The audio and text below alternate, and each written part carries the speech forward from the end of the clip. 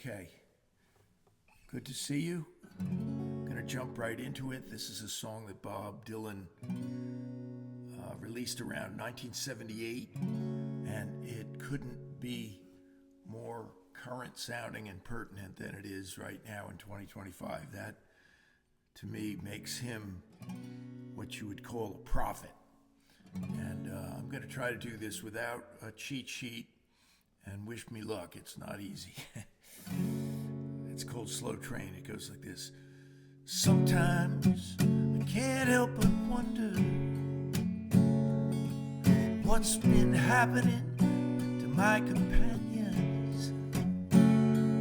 Are they lost or are they found? Have they counted the cost it's going to take to bring down all their earthly principles they're going to have to abandon? And there's a slow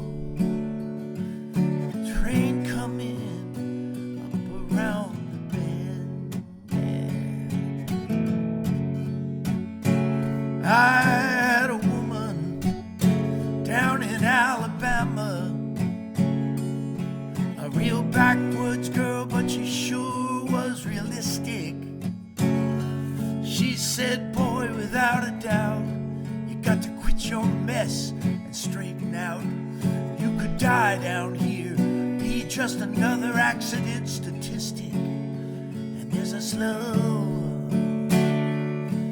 train coming up around the bend.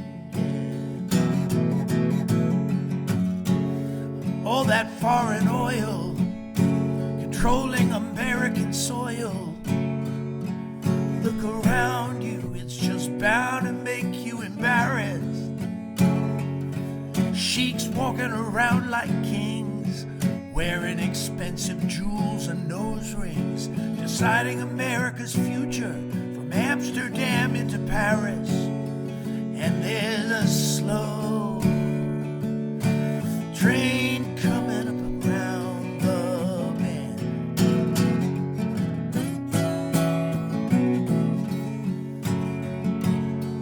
Man's ego's inflated, his laws are outdated.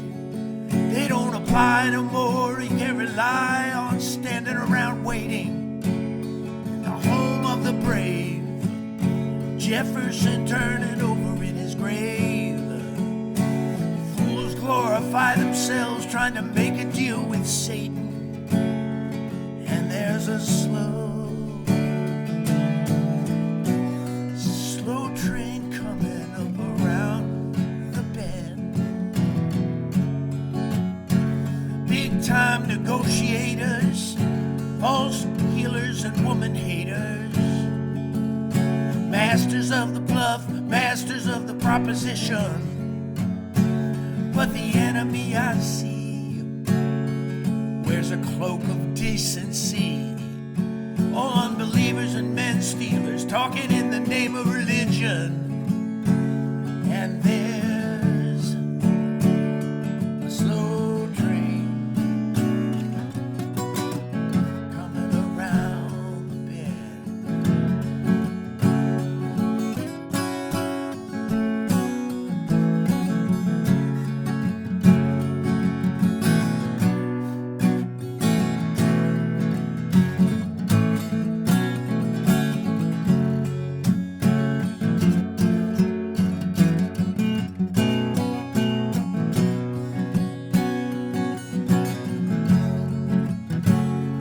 starving and thirsting, grain elevators are bursting. You know it costs more to store the food than it do to give it. They say lose your inhibitions, follow your own ambitions. They talk about a life of brotherly love. Show me someone who knows how to live it. There's a slow train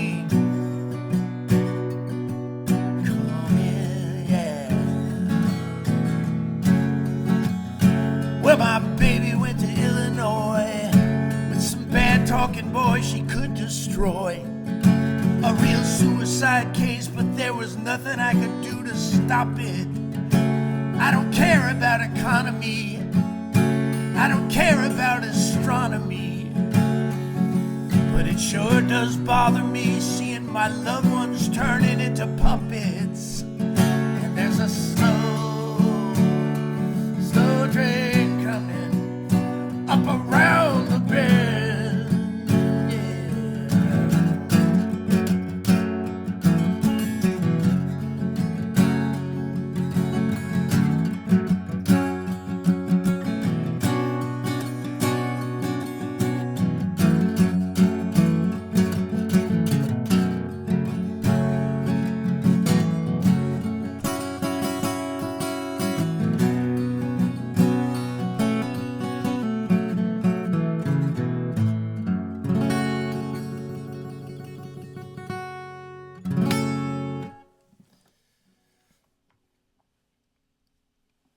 A work of genius. Slow Train, the name of the album is Slow Train Comin'. It's also noteworthy for the incredibly prophetic song, You've Got to Serve Somebody. And that was my favorite for many, many years. I listened to it. I've performed it live. I have a video of it out on YouTube. And, whoops, this is going to spill. Pardon me for slurping at you. Over the years, this song, Slow Train, has emerged as even more powerful. Who plays guitar on it? You know. Mark Knopfler. I saw him at 7th Avenue South only a couple of months after he played on it. And he was sitting all alone at a table. My friend David Spinoza was sitting with me. Somebody came over and said, Mark, I want to introduce you to this guy who wants to meet you. And Spinoza said, I'm sitting with my friend Chip, give me a moment. And I said to him, and this is the very small part that I played in this equation, I said, no, go meet this guy. You're going to want to meet him. He just played on Steely Dan's record. This was after Sultans of Swing was a hit. Nobody even knew him in New York. He was sitting all alone. New York's not very easily impressed, let me tell you. I never forgot that because it says a lot about Mark Knopfler as a person. He was without an entourage, without a beautiful woman on his arm, and sitting all alone in a crowded New York R&B club. He showed no signs of reluctance or embarrassment about doing that. And then he and Spinoza did get to know each other and become friends. That song, Slow Train, I'm planning to do it next Saturday at this very exciting gig that I'm doing. And that is at the Stangl Stage in Flemington next Saturday night, October 18th, with special guests, Alan and Elizabeth LaBeouf. I call her Elizabeth. And they have a very special thing going with their hereditary harmonies. And so it's only $10. It starts at 7:30. I'd love to see you. Come on over. Hey, also, don't forget, I never say this up front. I usually save it for the end. And a lot of people don't get all the way to the end when they're watching this on YouTube. But I want to request that you would just hit the like and subscribe buttons. It does help the channel a lot. And so thanks in advance for that.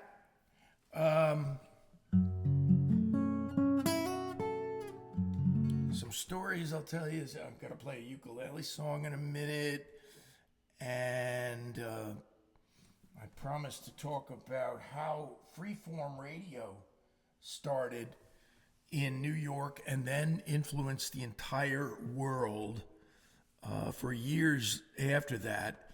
And I have a very surprising take on this that hardly anybody knows about or remembers. And there's all kinds of books written, and there are all kinds of eyewitness accounts of how the number one freeform station that started in New York City was WNEW-FM.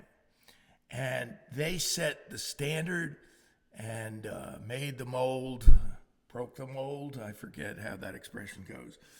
And here's my take on it, and I've never heard this from anyone anywhere, but NEW, like a lot of FM stations in the 60s, was an easy listening Muzak kind of station. And they played Montavani and, real snooze fest things. The Ray Charles singers, not Ray Charles, the great genius, but Ray Charles was this California, I believe, Muzak guy. And the song that he had a hit with in those days, if you're old enough to remember, and you probably aren't, but Love Me With All of Your Heart. That was this really bad elevator music single, and that's what they played on NEW. And my parents had it on in Watchung, New Jersey as background music all day. And I would get home from school, and I'd be doing my homework there, and I started listening to the afternoon jock, as they called them. And the afternoon person was this beautifully voiced, and I didn't know at the time, but she was also a beautiful woman, and she could have been an actress or a model. And that was Alison Steele, and she had the afternoon slot, and guess what? She played Muzak. Nobody is recalling this, to my knowledge, anywhere. They're talking about Scott Muni. He was the music director, and he changed the whole station and all that. But Alison Steele just did this real smoky-voiced, mellow thing in the afternoon, playing Montavani and elevator music. And then one day, one fateful day, I was there laying on the floor in my living room, and like I said, my parents had it on. I had no interest in it except as music to do homework by. And suddenly, she played the softest rock song you could ever get away with on an easy listening station. And that was You Didn't Have to Be So Nice by the, of course, great Love and Spoonful, a song that was written by John Sebastian. And guess what happened? They got so many calls about it. I might have been one of the people who called. Is this on? Yes. And they just, a week or a month later, they were changed to a rock station. And Allison, of course, then became famous as the Nightbird. And she had the overnight slot. She came in with her dog. There was no engineer. They would have gotten like triple overtime to hire a union engineer to engineer her show all night. So she engineered her own show and put the records on the turntable. And one night, she put a Grateful Dead record on and went out to do who knows what. And that record skipped for like a half an hour. It was like a long, long jam record. And it skipped while Jerry Garcia was playing a guitar lick. And I kept floating around the dial to other stations and then coming back. I couldn't believe how long it was going on. And I thought, I have to hear what she says when she comes back on. And I was so curious as to how she was going to deal with this. And she was such a top professional, and everybody knows how, he fixes his hat. Everybody knows the, poetry she used to read and the deep analysis that she would do on these records that she was playing. And she really made you feel like she was talking to you, and you weren't so alone if you were up all night, as I often was. And so, over and over and over again for 25 minutes. And I kept coming back to it and wondering what was going on here. And I finally came back and I just left it on for a few minutes and then it went off. And I thought, oh, here it comes. She's gonna say something. And when she came back, she said absolutely nothing about it and didn't make it into a joke, didn't make it into anything. Just came back on it. That was the Grateful Dead live in San Francisco in 1966. And I thought, yeah, that's what a professional does. You don't come back on a top professional New York City station and go, whoops, sorry. You know, freeform radio did later on get like that, where they would drop something on the floor. Oh, wait a minute, I got to pick that up. Or, you know, say something. Jonathan Schwartz was hilariously great. He was my favorite TJ on WNEW. He used to read books and all kinds of, give the score of the baseball game, even criticize people. I remember one time he chafed at a thing he had to read about the so-called legendary Loudon Wainwright. And he said, Loudon Wainwright's not legendary. You know, he said to Scott Muni, everybody is legendary. It was Scott Muni who wrote this promo. So we've got some very special things planned for you next Saturday night. It's going to be mostly blues, but we're going to have fun too. I'm not going to belabor the down bluesy things that I've been going through the last couple of years. But I want to say, yes, I have gotten a crash course in living the blues. Not just writing and singing and playing the blues.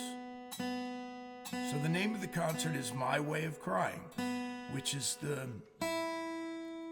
flagship song.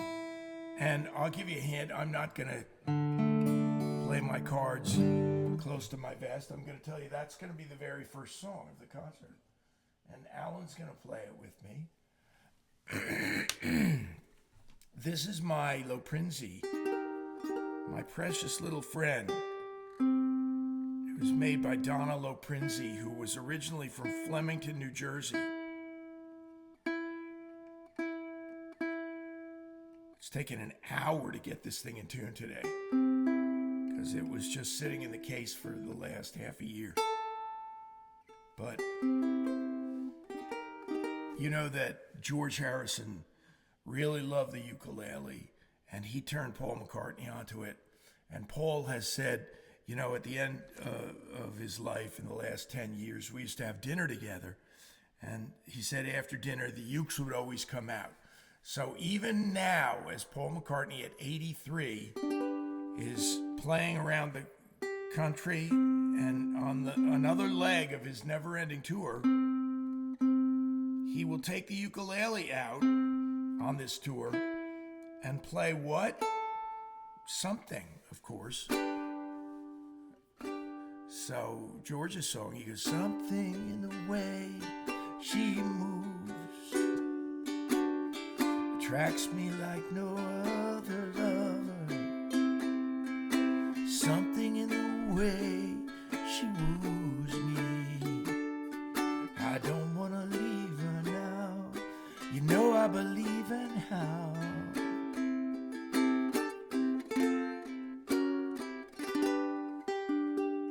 That's the wrong chord I played, but you're okay with it. Now I want to do a McCartney song that I think my friend David Spinoza played on. I know he played on the entire album of Ram. And I thought this one is a really nice little song for the ukulele. I'm just not happy with the way my hat is resting on my head tonight. Whatever.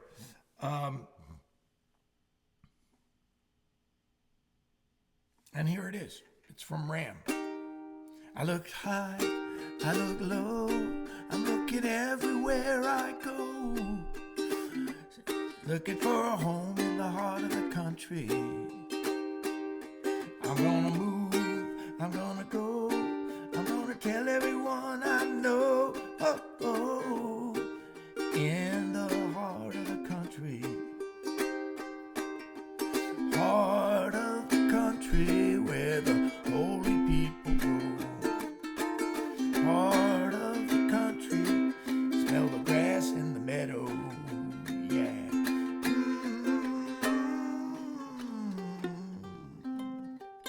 Let me do that again.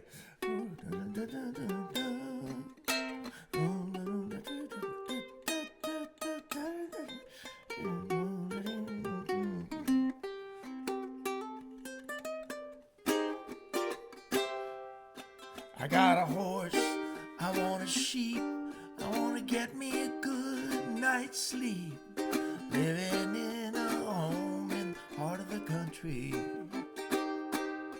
I want to move, I want to go, I want to tell everyone I know, living in a home in the heart of the country. Heart of the country where the holy people go. Heart of the country, smell the grass in the meadow, yeah.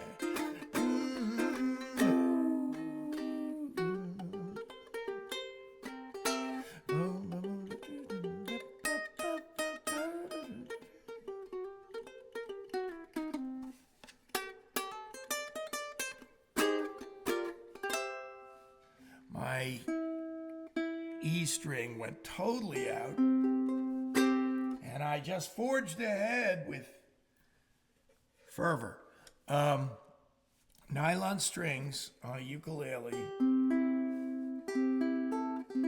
they take a while. Now, I mentioned in a little ad that I did for the show tonight, I mentioned that I am going to give you guys a brief ukulele lesson, and hopefully I'll pique some interest in some of you. The uke is the way to go. If you ever want to get a musical instrument that's easy, quick, and gets you up and running very fast,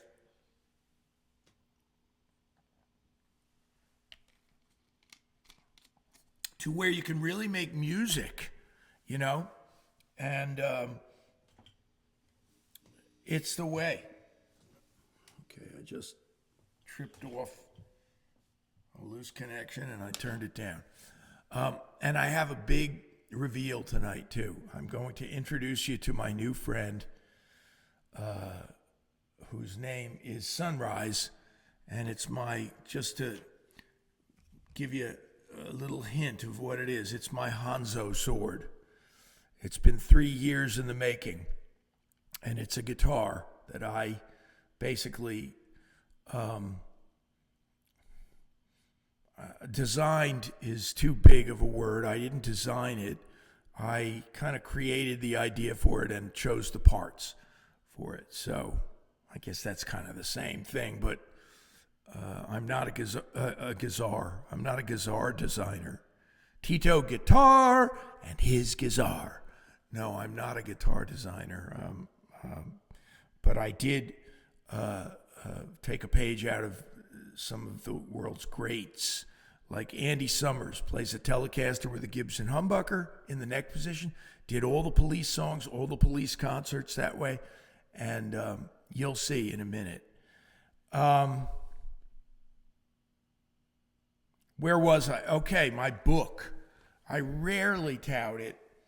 I don't know why. I don't like to blend genres, I guess. But this is my kid's book. I'm very proud of it. And Garbo Speaks. Garbo is a raccoon that lives in a garbage can. And he was real. There was a raccoon that kept coming to my door after he knocked over my garbage a couple of times, and we kind of became friends. And he was just sitting there one night looking at me, and I was so tempted to just start feeding him. And I went and checked with some sources, and they said that would be the worst thing you could ever do. So don't do that. He'll come back the next night with all his friends, and they'll never leave. And additionally, there's nothing that bad about that. Have you ever seen the video where the guy up in Alaska or someplace, he feeds 30 raccoons a day that come to his door, and he feeds them big boxes of hot dogs? It must cost him a fortune. But 4 or 5 raccoons wouldn't be the worst thing in the world. But they told me that, and I was a renter, so I didn't even own the house. And they said, he will break the windows and come in, and they'll be living in your basement, you know. And I believed them. So I had to say goodbye to Garbo. He eventually stopped coming, but I wrote a book in his memory. Where do you get it? On Amazon, of course. Anybody can get it. It's really inexpensive, and he's a ukulele playing and singing raccoon. And there are tips on how to play the ukulele in this book, including a chart for a song. And that song is the classic Stand By Me. And almost anybody really can learn this song in a few minutes, in an hour, you know. And I would normally teach them, and I think I teach in the book, in the key of C. So you just start on a C chord, and you strum it 2 measures, that's 8 times. Then you strum an A minor 8 times, an F 4 times, a G 4 times, and then a C another 8 times. And I'm just doing all downstroke, so a child can do this, really. It's only 1 finger here, 1 finger here, and then you just add a finger. Anybody can do that to do the F. And then the hardest chord is the G chord, which looks like a D on the guitar. So that takes a little bit of a learning curve, but look, you'll get it. And then you can start to brush up and down. If that downstroke becomes boring to you, you can go. It's not hard. Now, look, you're playing the ukulele.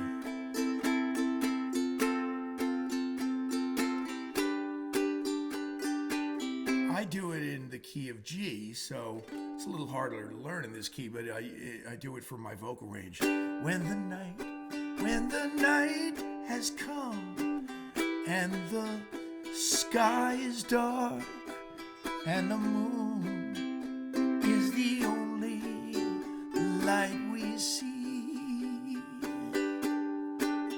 I won't cry, no I won't. I won't shed a single tear, just as long as you stand by me. Now the chorus is exactly the same as the verse. Darling, stand by me. Oh, stand by me. Stand by me. Yeah, yeah, yeah.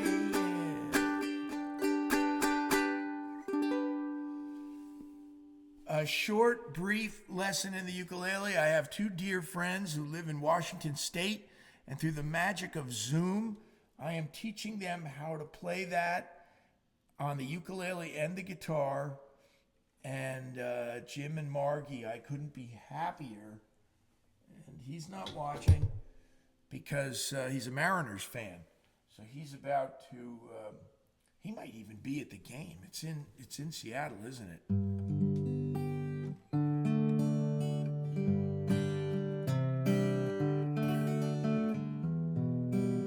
So I said I am probably going to do the Dylan song next week with Alan playing with me. I'm going to do a bunch of originals. We're going to do some surprise songs. They're going to open and do some beautiful 60s stuff, maybe 70s, maybe a 70s song. But I have to find a way now as I enter into this new chapter of really aspiring to be a blues artist. I'm not going to change my name to Blind Levin Pledge or Slow Blind Driveway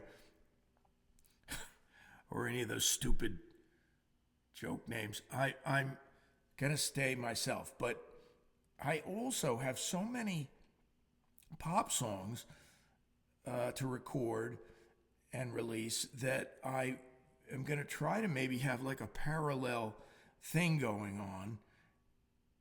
And maybe I will use another name for those. I don't know, just so that people don't get confused. You guys can give me your advice on that. And definitely one of the very first songs. Well, I already have recorded a song with Elizabeth and Alan singing background vocals on a little cowboy tune I wrote when I was around 18 years old. And that's called Out on the Trail. So that's going to be the first release as a single. These are singles now, not albums or EPs. Like the blues albums are going to be 7 songs or more. But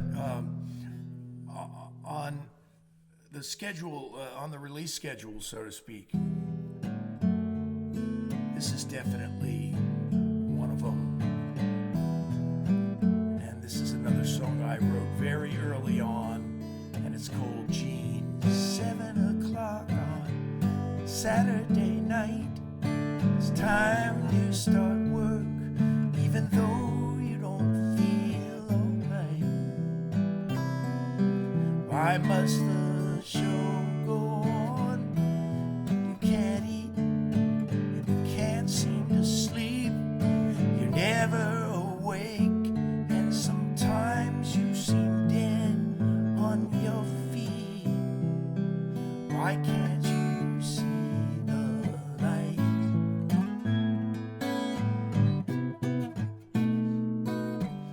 Gene, you've been waiting so long for the dream that they told you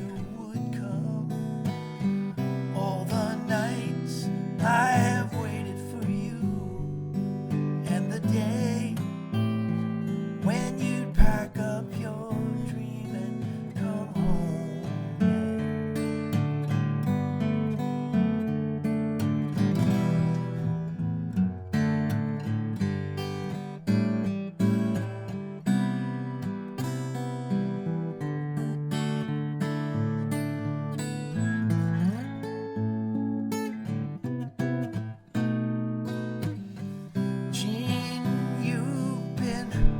Singing so long, but they aren't really hearing the song, just the voice that the song's coming through, not the love or the months and the years on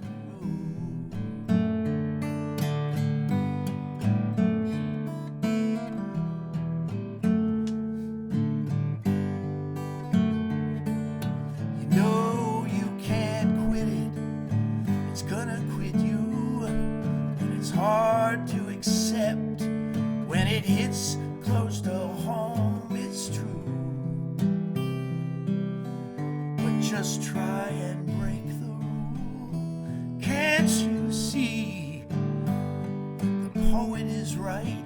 If you force the rhyme, you'll be throwing away the night, wasting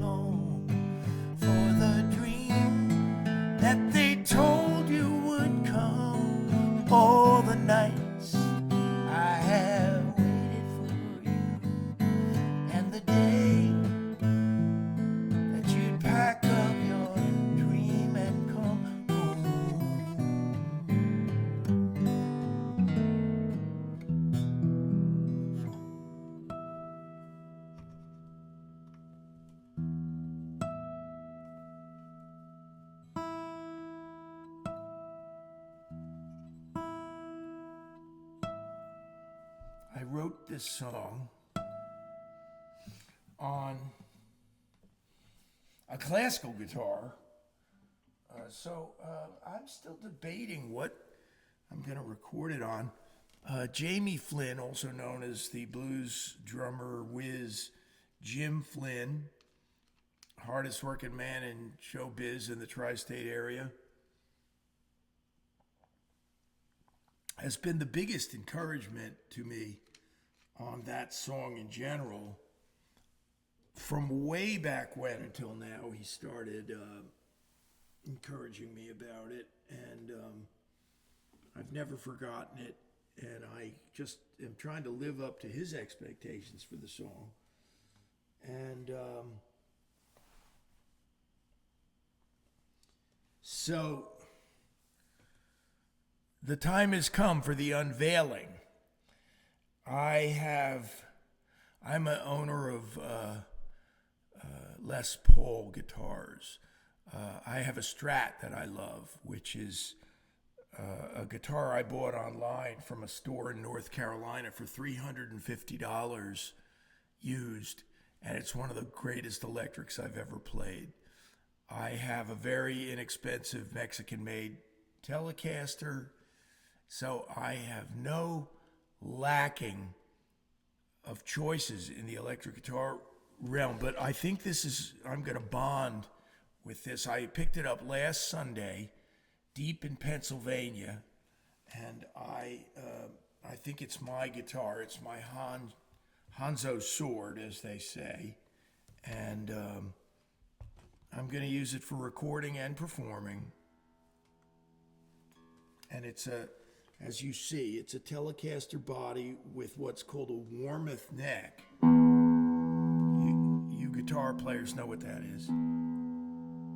And you also know what a Seymour Duncan is. And so I had a Seymour Duncan humbucker put into the neck position the way Andy Summers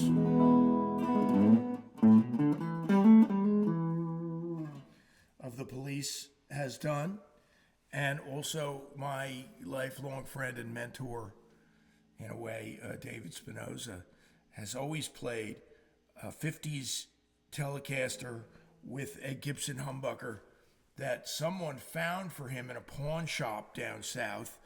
And I said to him, well, you put the humbucker in that, right? And he said, no, it came with it. Wow. And isn't it curious to think about how the way life goes? That somebody somewhere played that guitar down south. It was well worn in. So people played it at a gig.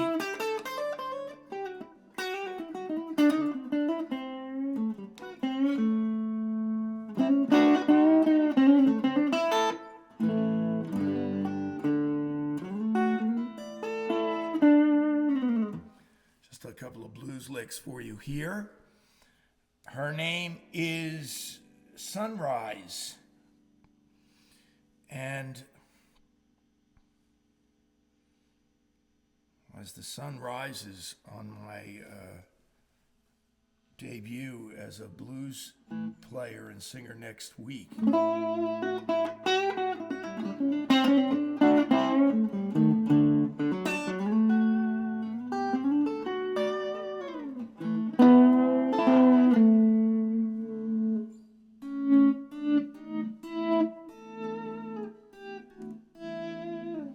it's got a very special middle position, which is a combination of the Seymour Duncan and the regular Telecaster bridge pickup. So here's what that sounds like.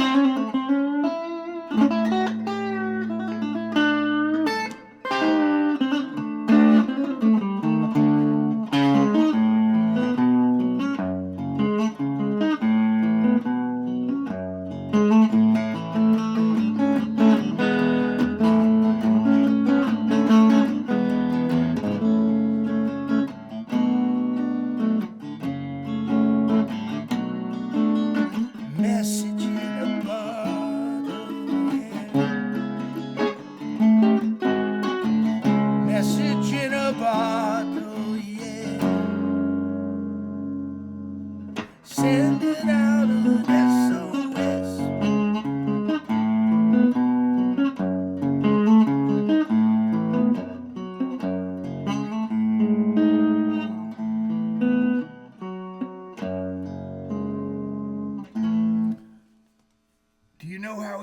wrote that guitar part to Message in a Bottle, he was sitting in his kitchen in England late at night, and this is a classic story, and it's often the way.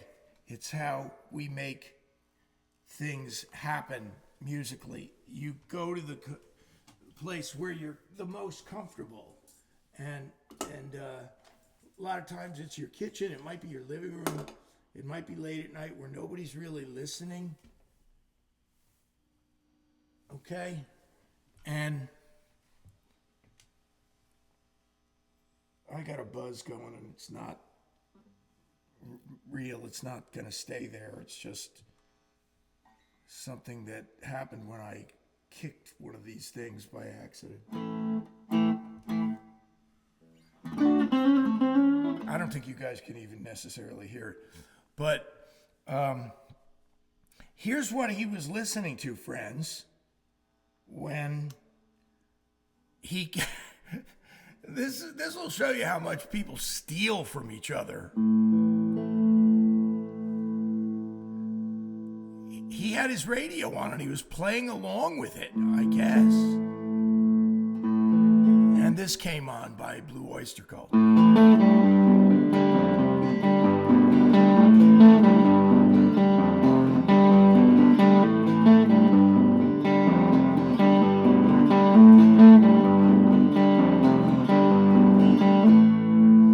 Obviously, that's the Reaper. Here's what Andy turned it into, a 5-fret stretch with the add 9 note.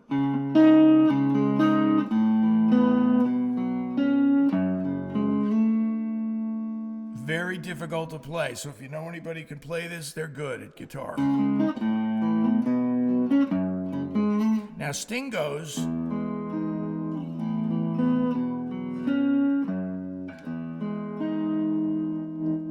Isn't that beautiful little variation note? So I'm going to play a lot of blues on this. I was talking to my friend Marty and saying that great blues songs are often transcending any considerations of being real original or different. And for example, Clapton has recorded, I think, Driftin' Blues 3 or 4 times. Twice on the electric, twice on the acoustic. He loves that song. And it doesn't really do anything outrageously original lyrically, but it just says something that you can relate to. I'll play it for you now. Let's do it.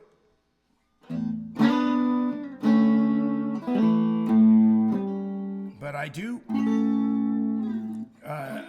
intend to stay away from Clapton material when I play my gig, because I really don't want, I love his stuff so much. I don't want to be compared to him. I want to really do my own stuff. But tonight I'll make an exception and I'll play for you guys.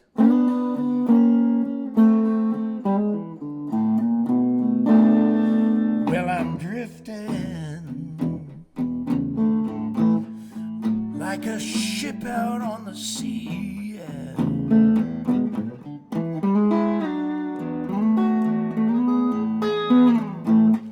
Drifting and drifting like a ship out on the sea.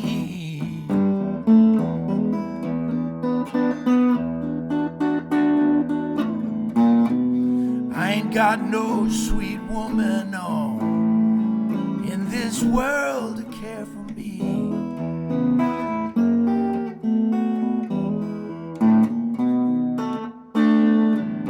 If my baby would only take me back again,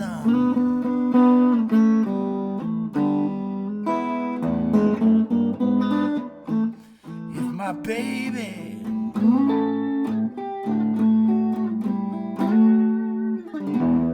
would only take me back again,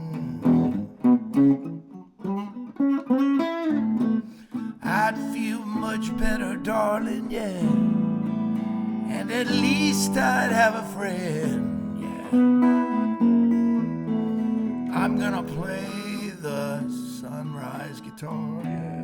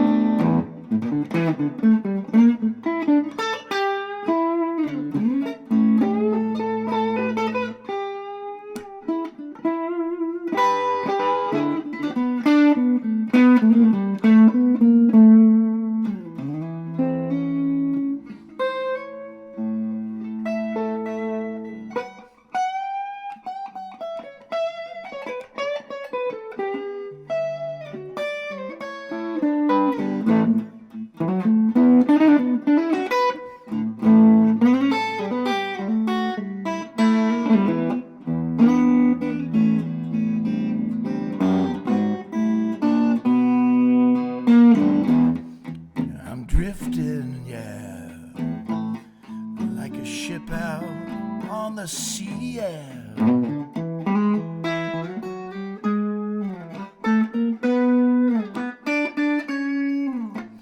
Drifting and drifting, like a ship out on the sea.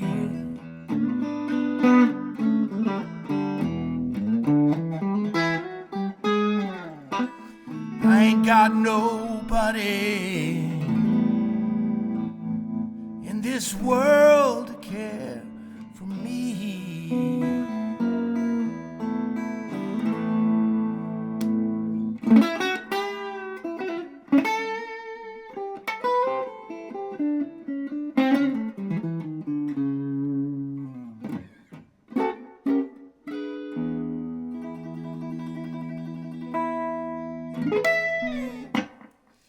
Okay, she's going to go back on her stand, and I'm going to do one last song for you tonight.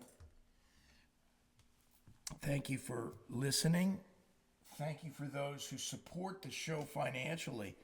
It means a lot, makes a big difference. It's the wind in my sails, so to speak, and there's a connection there under this video on Facebook or on YouTube. And it's just, I call it the virtual tip jar, but it's really just my PayPal account. There's nothing that gets put on any mailing list or anything like that. If you do contribute, it's totally private.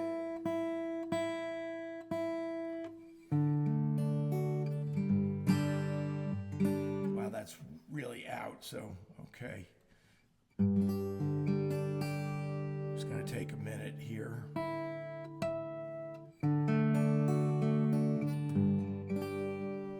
This is a song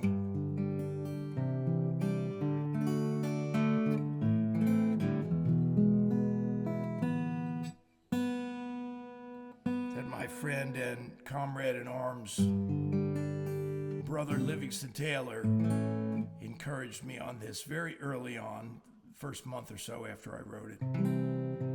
I played it for him. And here's a hint. That might ruin the surprise for some people, but I am going to play it next week, I'm pretty sure. So it'll be one of the only non-blues songs that I play. And it's for you tonight. I hope it today, whatever hour you're listening or watching, if you're having your morning coffee, like Melinda might be doing, and Lloyd.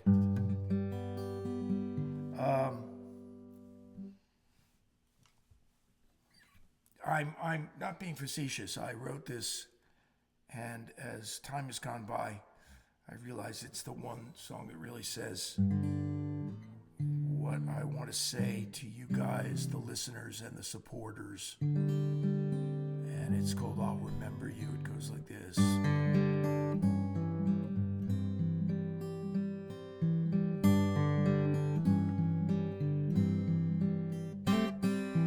When the day is done and the moon is high and the stars come into view,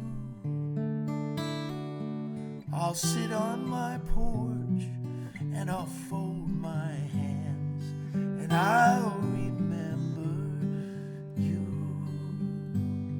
You were there for me in a special way, more than anyone I knew.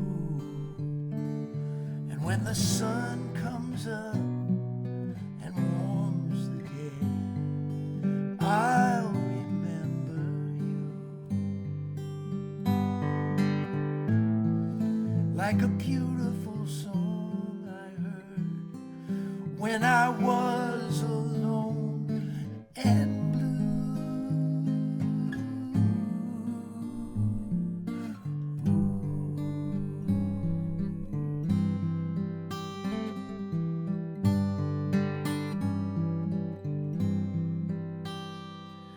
When the shadows fall and my sight grows dim and the colors fade from view, when I can't recall even my own name, I'll remember you. I'll remember you.